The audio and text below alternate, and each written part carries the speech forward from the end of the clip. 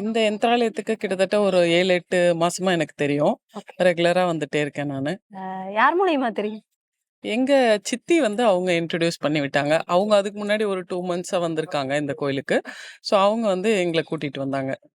அவங்க சஜெஸ்ட் பண்ணும்போதே இங்க ஏதாவது ஒரு மிராக்கிள் இருக்கும்னு தான் சஜெஸ்ட் பண்ணியிருப்பாங்க. கண்டிப்பா. அப்படிதான் சஜெஸ்ட் பண்ணாங்க. அதே மாதிரி இங்க வந்துட்டு போனதுக்கப்புறம் எனக்குமே கூட ரொம்ப நெறைய நல்ல விஷயங்கள்லாம் நடந்திருக்கு.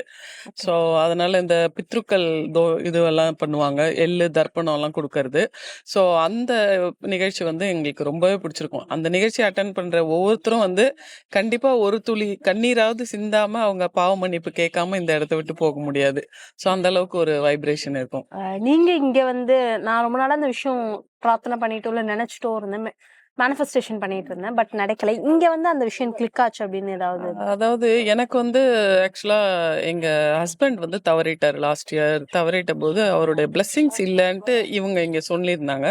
அதுக்காக தான் அந்த பித்ரு தோஷத்த வந்து நீங்க இங்க வந்து பண்ணுங்க அப்படி சொல்லியிருந்தாங்க. பட் ஆனா இதே விஷயத்த வந்து ஒரு 5 மந்த்ஸ் நீங்க இங்க அமாவாசைக்கு வந்து அந்த எள்ளு தர்ப்பணம் குடுத்தீங்கன்னா, பிளெஸ்ஸிங்ஸ் வந்து முன்னோர்களுடைய பிளெஸ்ஸிங்ஸ், குலதெய்வத்தோட பிளெஸ்ஸிங்ஸ்லாம் கிடைக்கும் அப்படின்னு சொல்லியிருந்தாங்க.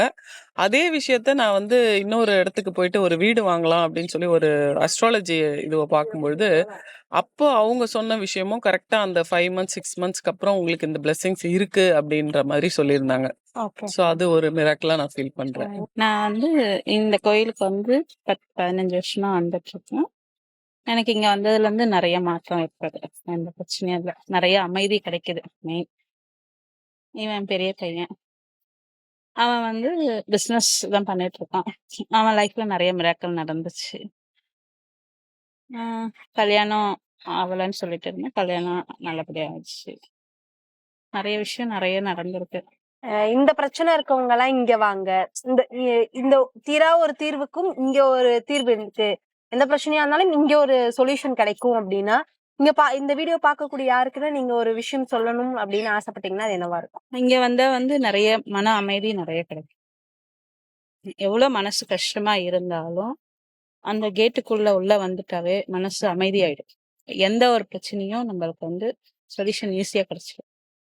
அதுக்கப்புறமா குழந்தை இல்லாதவங்க, அந்த மாரி இருக்கவங்க, இங்க வந்தப்புறம் நெறைய பேருக்கு குழந்தைலாம் பொறந்திருக்குது. ஆ குருஜி வந்து அந்த ஹீல் பண்ணி நல்ல ஒரு மாற்றம் நெறைய கிடைச்சிருக்குது.